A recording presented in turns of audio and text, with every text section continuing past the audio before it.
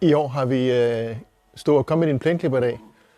Og noget skal jo være ved det gamle, så der er selvfølgelig hjemmelavet æbleskiver og en kop kaffe at få, når I kommer med maskinen.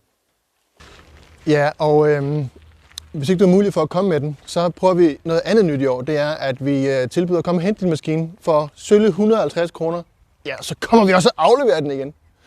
Og det gør vi jo i 78, 178, 74, og hvis ikke du lige fik fat i de postnummer, så kan du se det inde på vores hjemmeside, banlarsen.dk/hotel.